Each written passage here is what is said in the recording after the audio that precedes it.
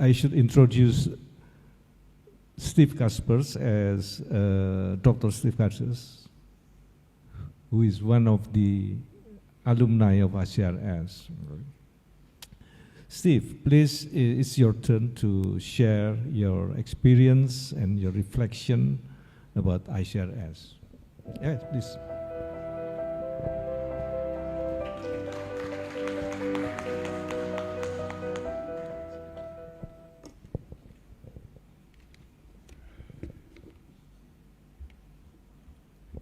First thing first, still nervous standing before my professors. But please my gratitude for the ICRS who invite me to be one of panelists in this 20th anniversary this year. I'm trying to collect part by part of my memory. So I need take time to remember and also to write it down. So what I would like to convey today is not academic presentation, but I think two things. First, my memory when I studied at the ICRS as a student of Professor here, Pak Bernie and others, and also my reflection, what I got from the ICRS during my study. So thank you for my assistant, ChatGPT, who make this picture as a whole picture, just one slide, to explain what I would like to convey this time. ICRS Eastern Indonesia and the Task of Religious Studies in its third decade. I feel honored to have been invited to share my experience as an alumnus of the Indonesian Consortium for Religious Studies.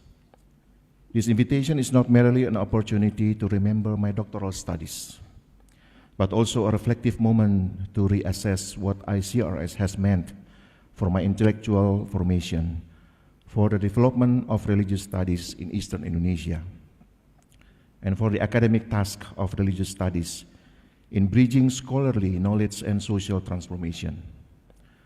Almost a decade after leaving Gedung Lengkung and the city of Yogyakarta, my years of study at ICRS from 2011 to 2016 remain one of the most important turning points in my academic, spiritual, and social journey.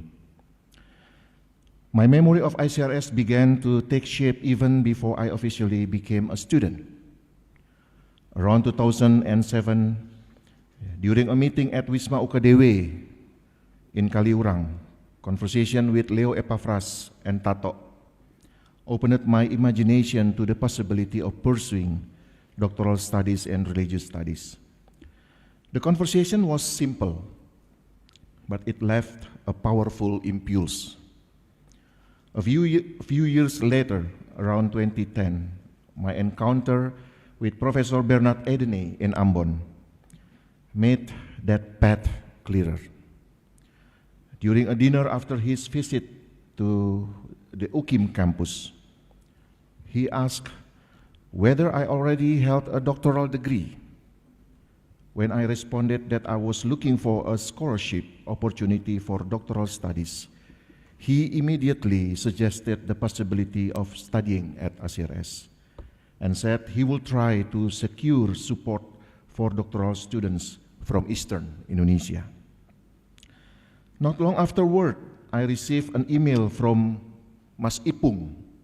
Maybe some colleagues here remember Maufur Ipung, containing the application documents, including the surprising notice that I had to come to Yogyakarta immediately to take the TPA and TOEFL test. From that point, my academic journey with ICRS began. September 2011 marked the beginning of an intellectual struggle that was anything but easy. I entered ICRS with 8 classmates from different religious, cultural, linguistic, and regional background. Here, one of my classmates, Dr. Murtafi Haris from UIN Sunan Ampel. During my first year, I experienced personal difficulty in entering interreligious conversation within such an open and critical academic atmosphere. This difficulty was inseparable from the traumatic experience of sectarian social conflict in Ambon. Although I had been actively involved in peace building and interfaith dialogue, the conflict had left layers of memory that were not easily untangled. Yet the open, honest, and dialogical friendship among my classmates gradually helped me reorder that experience. ICRS became both a safe space and a critical space. Safe because difference was accepted as a reality of shared life, and critical because every religious and cultural experience was examined academically, not merely celebrated normatively.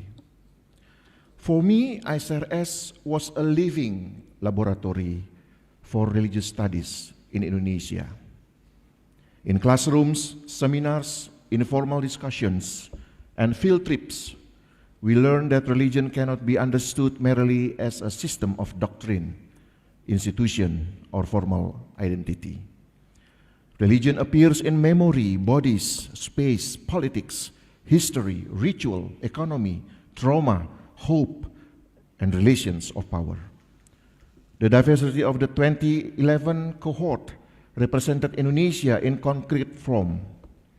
Java as part of Western Indonesia, Sulawesi as part of Central Indonesia, and Maluku as part of Eastern Indonesia.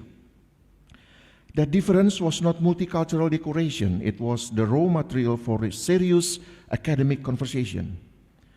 There I learned that religious studies is not only an academic discipline, but also a new way of listening to, reading, and understanding human religiosity in all its social complexity. My studies at ICRS also deconstructed the intellectual orientation that had previously been shaped largely by Christian theology. I did not abandon theology, but I learned to place it within a broader conversation with anthropology, sociology, social history, philosophy, cultural studies, political science, and post-colonial theory. Religious studies freed me from apologetic tendencies in understanding religion. It invited me to see religion not only from within its normative claims, but also through its social practices, identity formations, collective memories, conflicts, reconciliations, and political imaginations.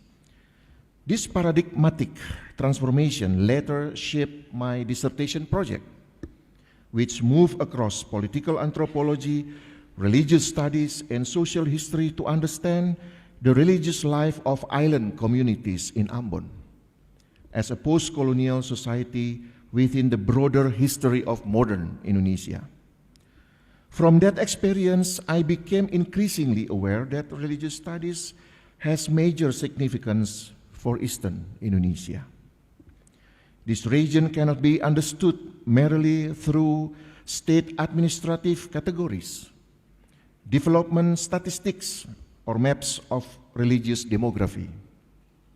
Eastern Indonesia is a region shaped by long histories of religious encounter, colonialism, maritime trade, migration, Christianity, local Islam, adat, conflict, peace, and shifting relations of power. In Maluku, for example, the categories Salam and Sarani, Salam means Islam or Muslim, and Sarani means Christian, are not merely religious markers. They are also historical memories, spatial configurations, social structures, kinship relations, and potential sources of political polarization. Religious studies allows all this complexity to be read more clearly, without being trapped in theological simplification, cultural romanticism, or state-centered security approaches. The significance of religious studies for Eastern Indonesia also lies in its capacity to connect the study of religion with the concrete problems of society. Social conflict, spatial segregation, identity politics, extractive development, the marginalization of indigenous communities, ecological crisis, migration, poverty, and the relationship between religion and nationalism cannot be adequately analyzed through a single discipline. Religious studies offers an interdisciplinary approach that understands religion as an ambivalent force. It can become a source of symbolic violence and polarization, but it can also become a source of reconciliation, public ethics, ecological solidarity, and social renewal. In an island region such as Maluku, this approach is crucial because people's lives are also shaped by the relationship among religion, adat, sea, land, memory, and politics. After returning from ICRS, one of the first steps I took was to initiate the inclusion of the course Studi Agama-Agama in the theological curriculum at the Faculty of Theology, UKIM. This initiative was not immediately accepted. Some colleagues questioned its significance and found it difficult to distinguish religious studies from the theology of religions. Their questions were understandable, since in many theological institutions, the study of other religions is still located within an internal theological framework, how Christianity views other religions. Religious studies offers a different path. It does not first ask how other religions are evaluated from within a particular faith position, but how religion exists, operates, is practiced, negotiated, and contested in human social life. After academic discussion, the course was eventually accepted and remains an important subject that I teach together with a colleague who graduated from ICRS. The impact can be seen in the growing research interest of students. More students now choose undergraduate thesis, master thesis, and doctoral dissertation using religious studies perspective. They have begun to move beyond the narrow enclosure of theological paradigms and enter more complex fields of research: religion and democracy, religion and nationalism, interfaith dialogue, memories of conflict, adat, local politics, island communities, and the relationship between religion and nationhood. Their findings are often fresh because they are no longer simply looking for normative legitimation, but trying to understand religious realities as they are lived in society. In this sense, the legacy of ICRS does not stop with me as an alumnus. It moves into classrooms, curricula, student research, and the institutional development of scholarship in Eastern Indonesia. The influence of religious studies is also evident in my involvement in interfaith peace building in Maluku. Post-conflict activism cannot be conducted merely in a sporadic, reactive, or goodwill-based manner. It requires scholarly grounding in order to understand the roots of conflict, structures of polarization, traumatic memory, symbols of identity, and dynamics of power operating within society. Religious studies has helped me frame interfaith activism not simply as a moral activity, but as a social praxis that requires critical analysis.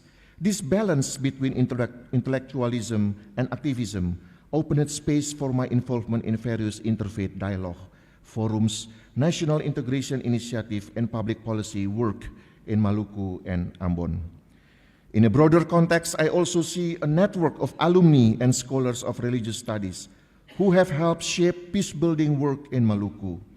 Collaboration with figures such as Professor Abidin Wakano of UIN AM Sangaji Ambon and Professor Yance Rumahuru of IAKN Ambon, shows that religious studies can become an epistemic basis for cross-institutional, interreligious, and interdisciplinary work. We come from different institutions, but we share the same concern: how religions can become public forces that strengthen peace, democracy, and national life rather than fuel social fragmentation. In a society that still carries the potential for identity polarization, especially during local political moments such as regional elections or the election of Raja in Adat communities, this kind of perspective is urgently needed. Nevertheless, the development of religious studies in Eastern Indonesia faces serious challenges. The first challenge is the dominance of normative theological approaches within religious educational institutions.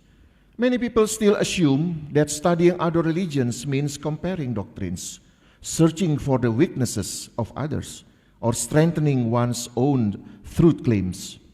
As a result, religious studies is often misunderstood as a threat to faith rather than as an academic discipline that helps us understand religious realities more maturely.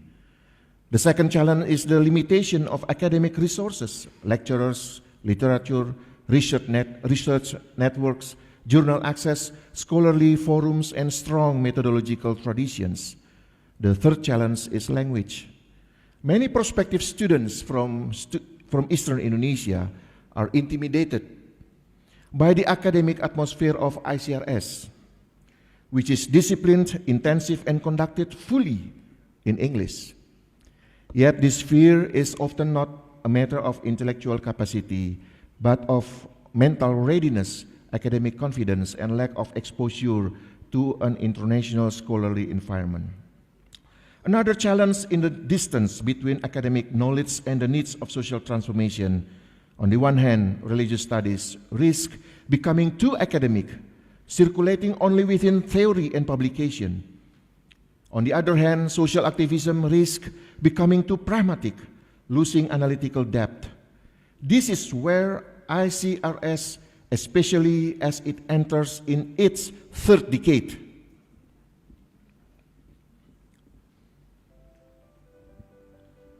has a strategic task. ICRS must continue to be a node that connects academic research, scholar formation, interfaith work, community advocacy, and public policy. Eastern Indonesia can become one of the crucial fields for this agenda.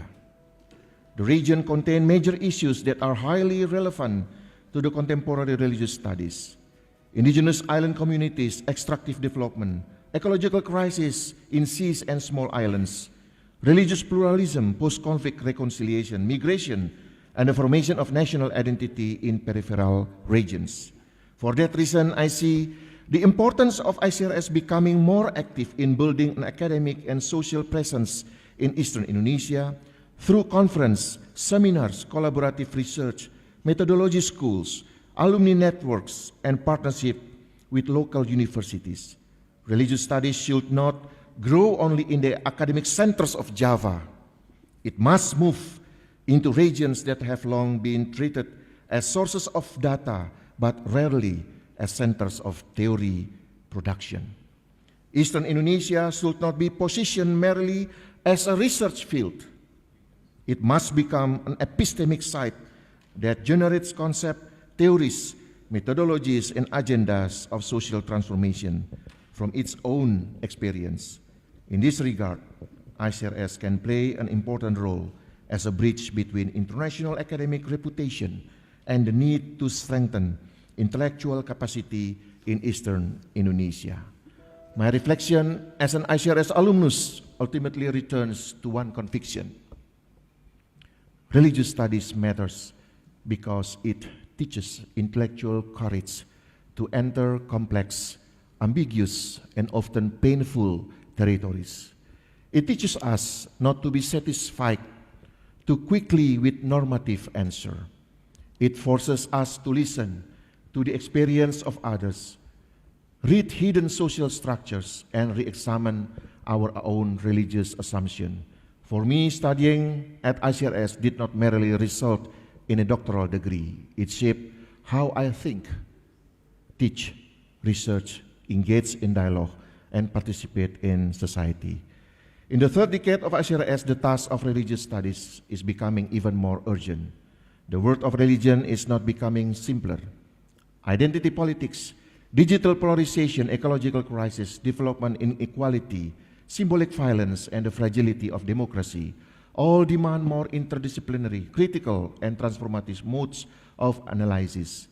From Eastern Indonesia, I see that religious studies must become a discipline that not only explains reality but also helps communities care for shared life. It must remain academic but not sterile from social struggle. It must be methodologically rigorous but still attentive to human suffering. It must be courageous enough to critique religion but also capable of recognizing the potential of religion as a source of public ethics, peace, and justice. ICRS has given me the intellectual resources to carry out that task. Now, as an alumnus, educator, researcher, interfaith activist, and part of university leadership in Eastern Indonesia, I understand the legacy of ICRS as a calling that must continue to be translated into practice. That calling is to build a religious studies is not only strong in academic spaces but also meaningful for social transformation. A religious studies that does not merely speak about religion but also helps care for shared life in a plural, wounded, and hopeful society. Thank you. Happy 20th anniversary of ICRS. Thank you, Steve.